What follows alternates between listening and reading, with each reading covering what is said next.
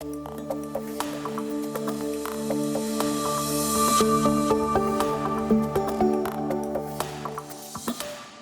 morning, and welcome to MasterMinds, Lessons in Leadership. I am joined by my co-host, Peter Linneman, where we discuss the intersection of strategy and leadership, which we feel is at the vortex of what makes great companies great. And we are truly pleased and honored to have Willy Walker with us. Willy is the chairman and CEO of the NYSE traded company, Walker Dunlop. Willy has done wonderful things with this company. Started off as a private family-controlled business and has built it into one of the largest commercial finance companies in the country. Walker Dunlop also has been honored as one of the fastest growing companies among the public companies, and also one of the greatest companies to work at and be employed by. So, Willy, our hat is off to you for the success that the company has had at the helm of your leadership, for sure.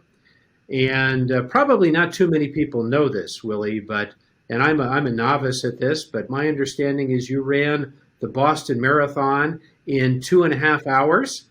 And for me, who can hardly walk, that's got to be an incredible accomplishment.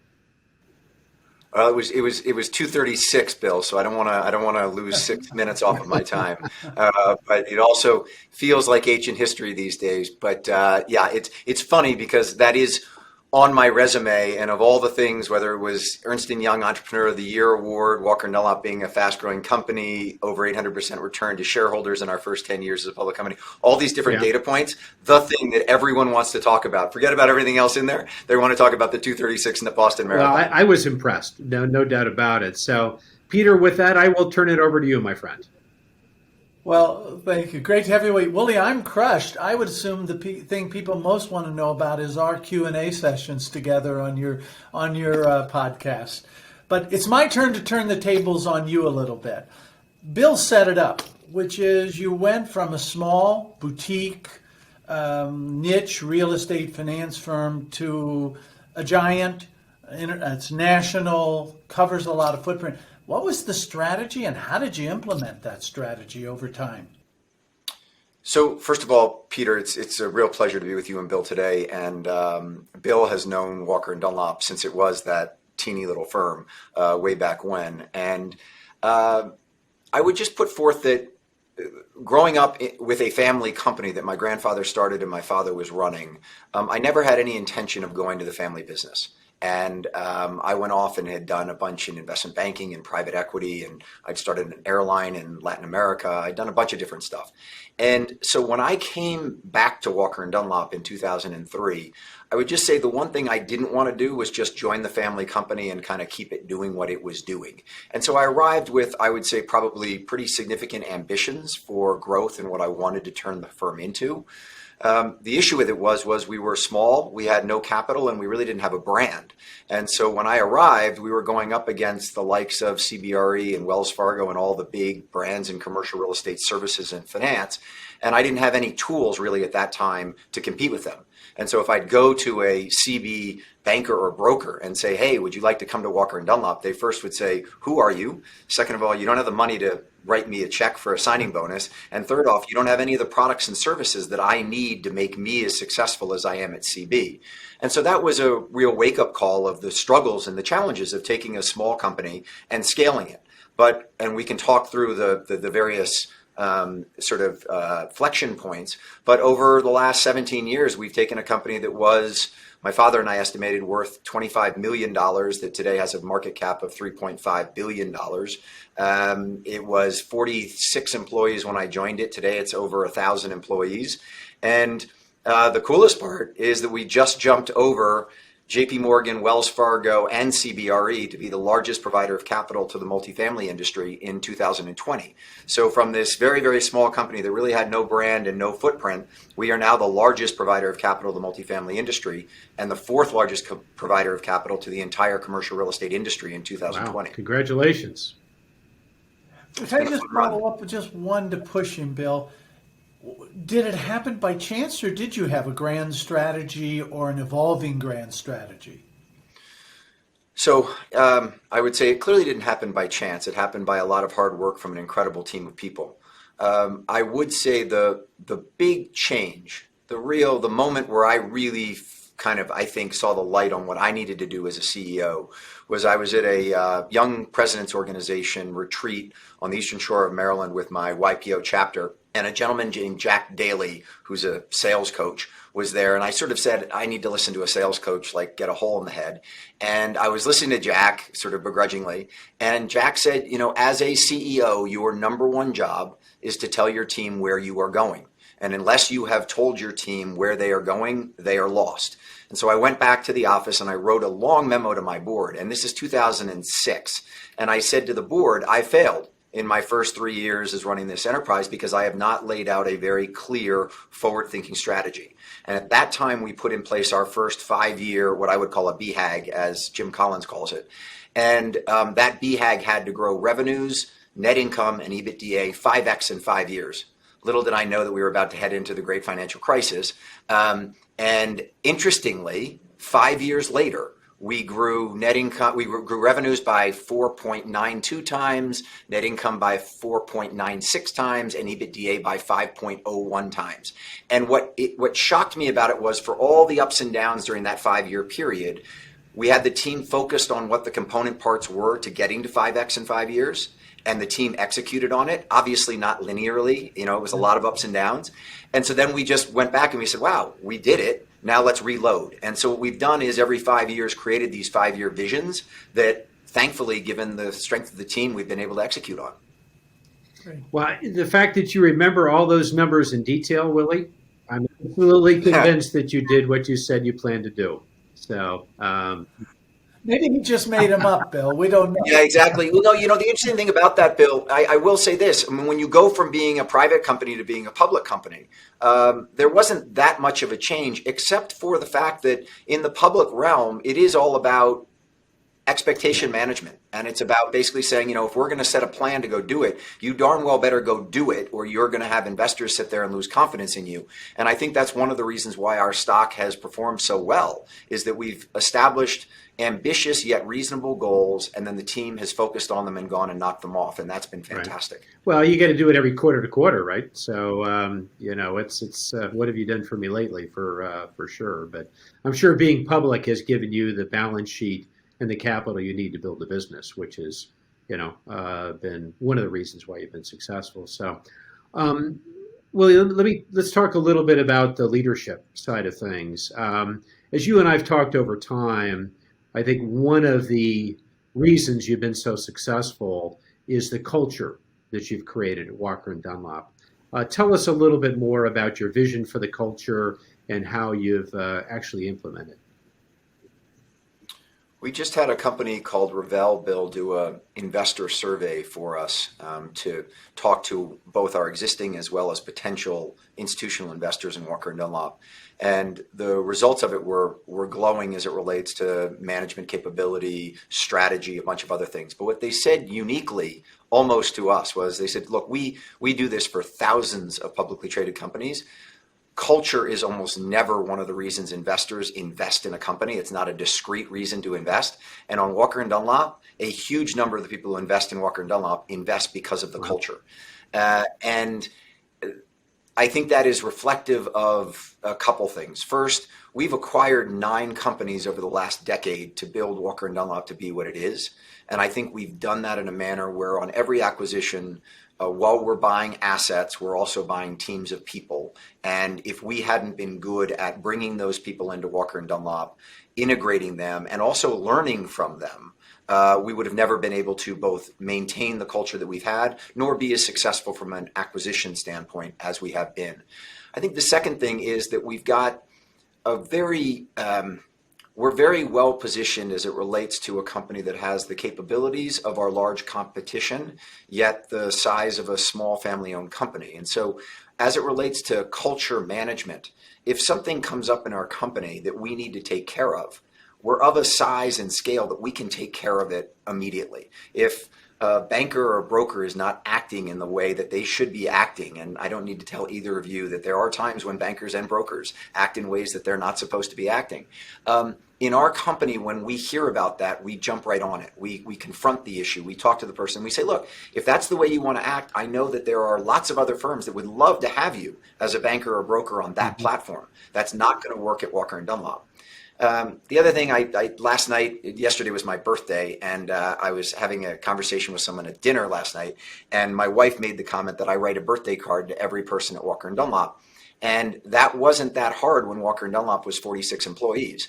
At 1,050 employees, it takes a lot of time and effort. And someone said to me, isn't it about time for you to give that up? And I said, the day I give that up is the day that either Walker & Dunlop is such a large enterprise that I probably am not qualified to run it anymore, or we've lost what makes this place unique. And so the answer to that was no, I'll keep writing birthday cards because it's just one of those small little things that differentiates us. And quite honestly, if I were CEO of CBRE or Wells Fargo, there's no way you can do that. And so for me to be able to go and try and recruit people from those two wonderful and big firms, talking about that big company capabilities, but the small company touch and feel, that then translates over to client interaction and customer service. And that to me is Shangri-La as it relates to the services we give our customers every day. And how would you describe the culture, Willy? If somebody was to ask you to describe the culture that is prevalent at Walker and Dunlop, what would you say? So we have something called the Walker Way, which has a number of core tenets to it. One of the key ones, Bill, that I would focus on rather than going through all of them, tenacity is in there. I think we're a very tenacious company and have always been as we've gone from being this small little company to being a pretty good sized firm. The other one is caring. Caring about one another, caring about our customers. And so what we try and do is we sat around and said, how can you define what the actual culture is and what differentiates it? No sharp elbows. If somebody joins us and they've got sharp elbows about clients or about the way they go about business, as I said previously, we're pretty quick to kind of socialize that, if you will. Mm-hmm. And it's made it so that, we're right now, I just got a detail from a recruiter who's doing some recruiting for us and some comments back on some of the competition today. And it's fascinating to see why people are being attracted to Walker and Dunlop. And a lot of the things that are in the culture is the reason why people want to join us. So you've gotten to where you are. You've survived, more or less survived COVID. You survived your birthday.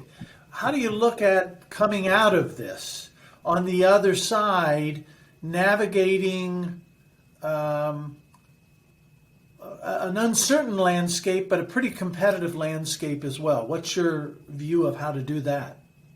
So, Peter, we've been focused a lot on implementing technology, and we've invested heavily in technology, most fundamentally over the last 4 years. And the numbers on what we're doing with our technology are incredibly compelling. In 2020, of all of the refinancings we did in 2020, 67% of them were new loans to Walker and Dunlop.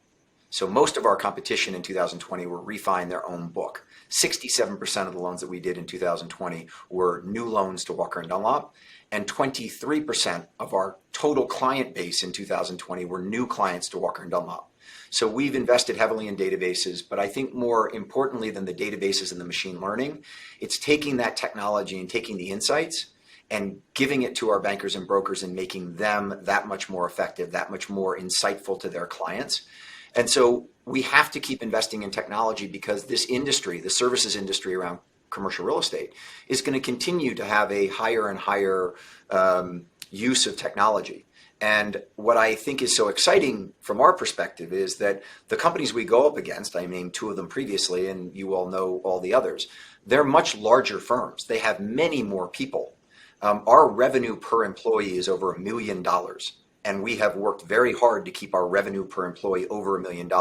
The closest to us ever was HFF before they got acquired by JLL, and they were at $525,000 per employee on revenue per employee. So we're at 2x the best ever, and most of the others are in between $100,000 and $250,000 of revenue per employee. I'd much rather be sitting in our position with the ability to invest in technology to basically make our bankers and brokers more insightful and relevant to their clients than be on the other end of the spectrum with tens of thousands or hundreds of thousands of employees having to figure out how to winnow down the size of the teams and then also use technology to stay up with the evolving market. Interesting. Willie, back on the subject of leadership for a minute. When you look at your journey, um, you've survived a number of derailers for a lot of leaders.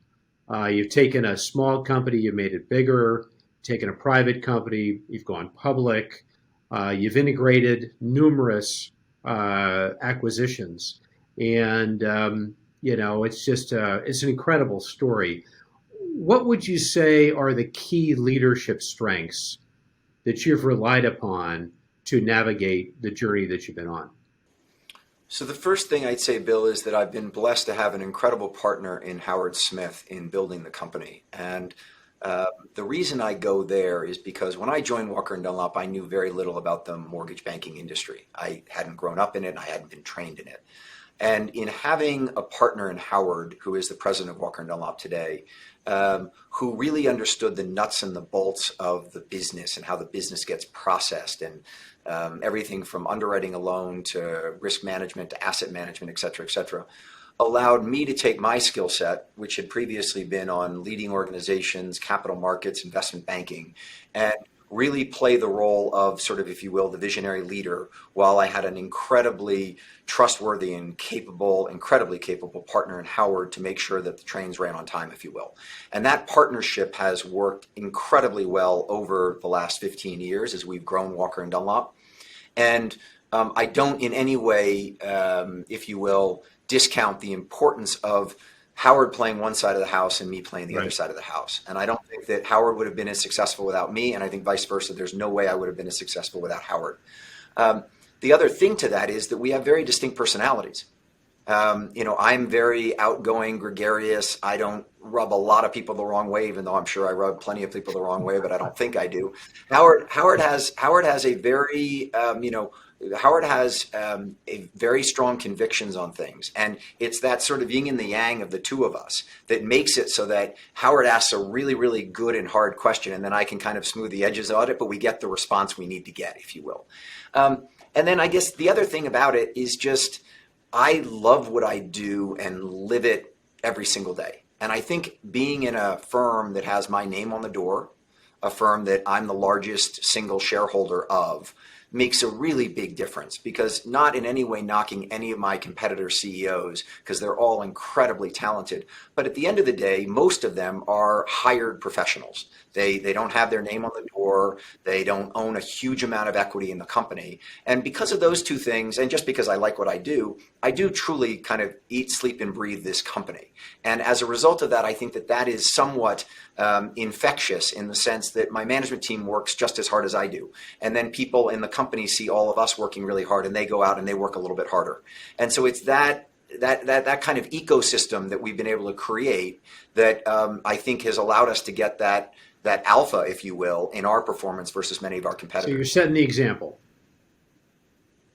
Yeah. Try to. Peter, it's interesting. You think about Willie and Howard, and you think about a guy like Sam Zell and Bob Lurie. There's something to be said for recognizing what a complementary skill set can do in running a business. And to be able to manage your way through it, to not step on one another excessively in the process. Great insight. Willie, there's a lot of things that I find incredibly admirable about you, but what would your parents be proudest? Or if we put it differently, if we called them up right now and we said, well, with Willie, what makes you proud about him? What would they say, do you think? So, Peter, in 2015, my wife Sheila and I split. And it was the most painful thing I'd ever gone through, because I didn't want to split. It was 100% her doing. And the most important thing in my world, my nuclear family, was sort of breaking apart in front of me. And I was desperate for answers and reasons and trying to keep it together. And it was pretty much done. Sheila was done with our relationship. And she handed me a book that was titled Taking Charge of Anger.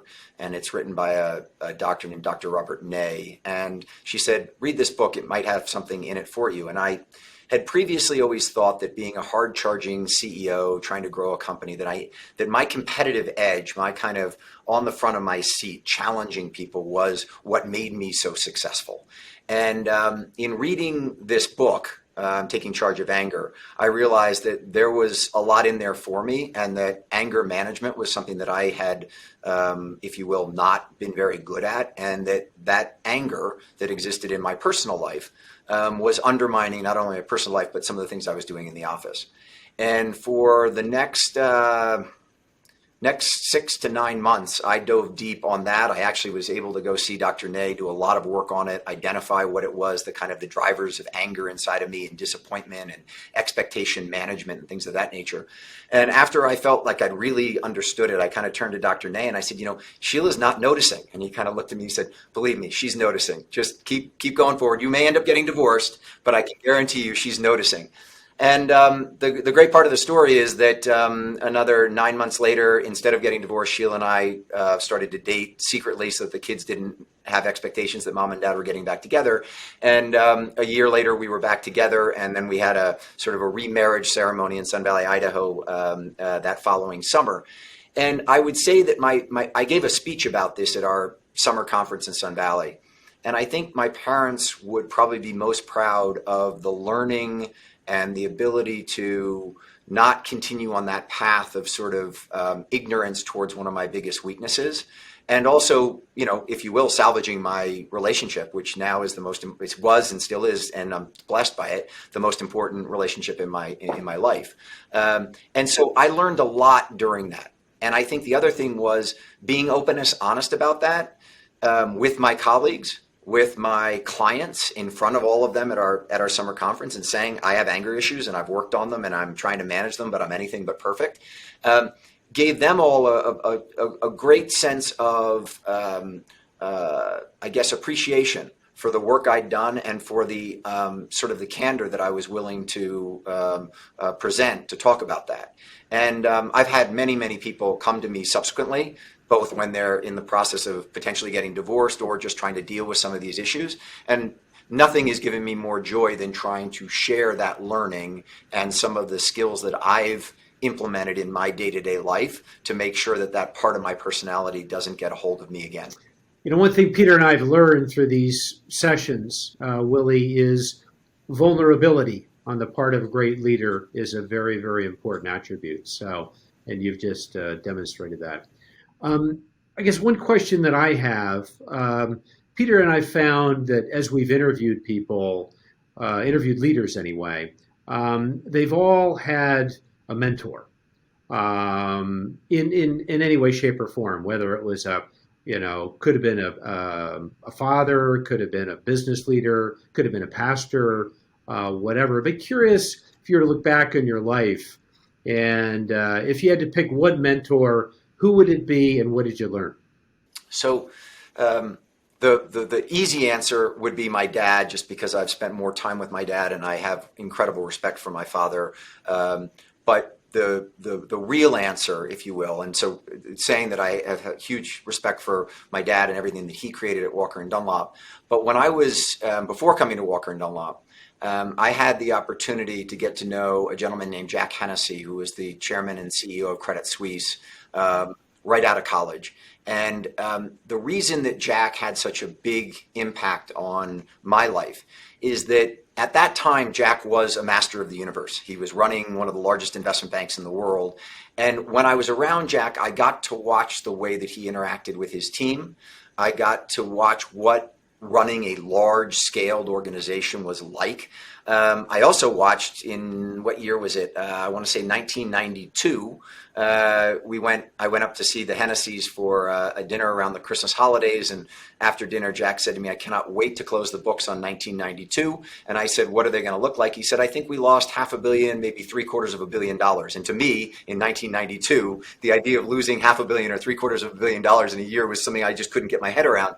But I watched Jack run Credit Suisse, and I think one of the great things that gave me was this, it gave me a vision of what I wanted to be someday. And so as much as I'd watch my dad running a really great small business, what I've done with Walker and Dunlop and what we've done with Walker and Dunlop to scale the business comes from having in my mind that vision of what having a really large company looks like and how to manage it. And most of that comes from Jack. And so I would say that's one of the big things that I try and do when I mentor people who have aspirations to build businesses, be entrepreneurs, is give them some insight into what it's like so that they can, sit there and say, well, I don't know I'm going to copy that exactly, but I have a vision for where I want to go. Because at the end of the day, that's, I think, been one of the great successes of Walker and Dunlop is establishing that vision and then pursuing it. So, Willie, don't let me forget to sometime tell you my little Jack Hennessy story. Not for now, but for later.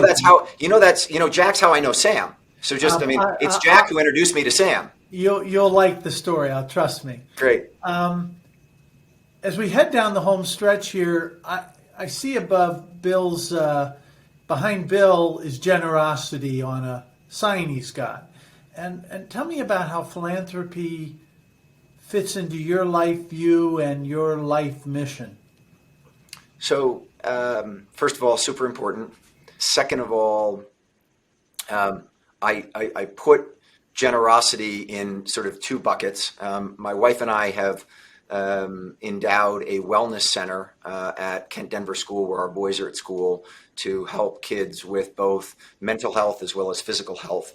And obviously during the pandemic, the Walker Wellness Center played a very large part in allowing the Kent Denver community to understand both the psychological impacts of the pandemic as well as the physical impacts of the pandemic. And we're now working to try and take what we've done at the Walker Wellness Center at Kent Denver and take it even bigger. I met with the chancellor of DU last week to talk to him about what we might be able to do at the University of Denver.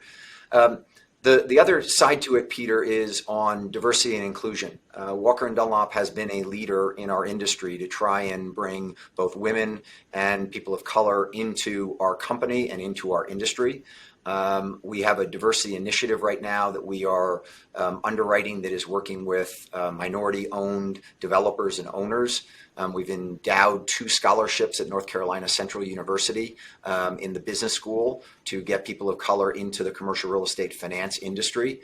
And then I personally have made a pledge to Harvard Business School of $1 million to have Harvard focus on how to attract more African Americans to the MBA program.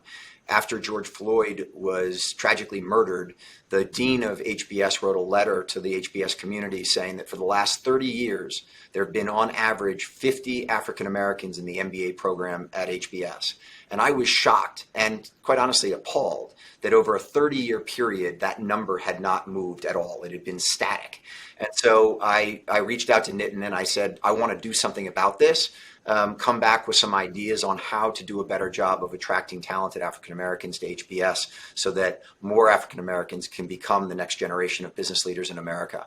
And so it will be fun to watch how that evolves and what HBS does with that money to try and promote that issue, which is so important to our country today.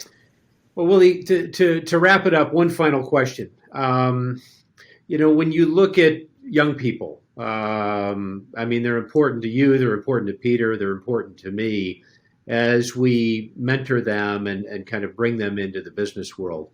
As you're sitting down with somebody coming out of business school, what advice do you give them relative to their future, whether it's in real estate or outside? What do you tell them? Oh, I had breakfast yesterday morning with a friend of mine, Scott Schossel, who was a very successful money manager at Janus, ran the Janus 20 fund. And Scott and I were talking about his son who is coming out of UVA Business School. And we had exactly this conversation, Bill. And my comment was, first of all, there's no bad experience. And so I've had jobs, and I went to Wall Street to work at Morgan Stanley thinking I wanted to be an investment banker and realized when I got to Morgan Stanley that I didn't want to be an investment banker. That was a valuable experience. It wasn't what I ended up doing for my life, but it was a valuable experience to know what I didn't want to do. And I also commented to him that, I had a previous boss who will go unnamed, who I learned more what not to do as a CEO from than what to do. But that's very valuable. It's very valuable to watch a bad leader and learn from a bad leader of the things that he was doing wrong and therefore areas I would never go to as a leader.